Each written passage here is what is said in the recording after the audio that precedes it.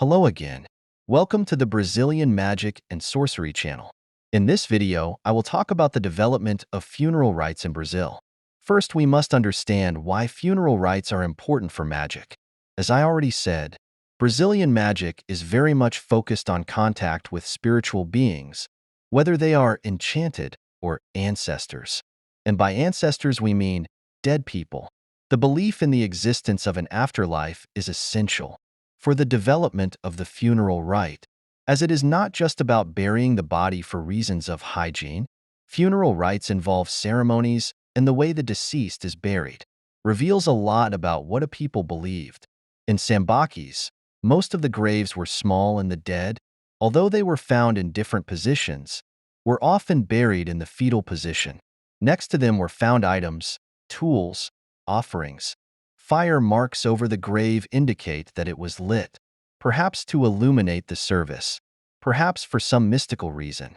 There were also layers of bones from fish and some animals and shellfish on the body. For some historians, this indicates that there was a festival and parts of the food.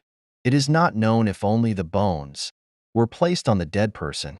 Furthermore, pieces of fiber indicate that there were stakes and that a kind of protection was made for the pit using natural material, which today is difficult to know exactly what it was like, as it has decomposed over the years. The fact that there are objects buried next to the dead person indicates the belief in the existence of another world. There were dead people who were buried with the bones of other dead people, which may suggest a connection between that dead person carrying that bone of another person who was loved by him and who had gone before him. But this is just a hypothesis given the temporal distance in which this happened. What is most important to us is that this civilization already understood watching over its dead as a way of honoring them, and there are still theories that the structures themselves were funerary monuments, although there is a current that argues that the structures were also the homes of the inhabitants, with a part of them only destined for the dead. There is an interesting fact about the Sambaquis.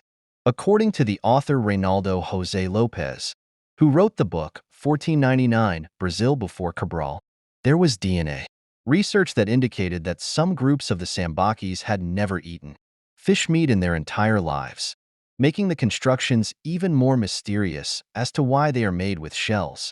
If we think about this hypothesis, it could suggest that the inhabitants of Sambaquis understood that we came from the water and should return to it, which is not a difficult conclusion to think about, since before the baby is born, water comes from the sac, and after the man dies, the body also becomes water again before the bones remain. Hail the King's 7 crossroads of the Lira, and may my guardian bless you all.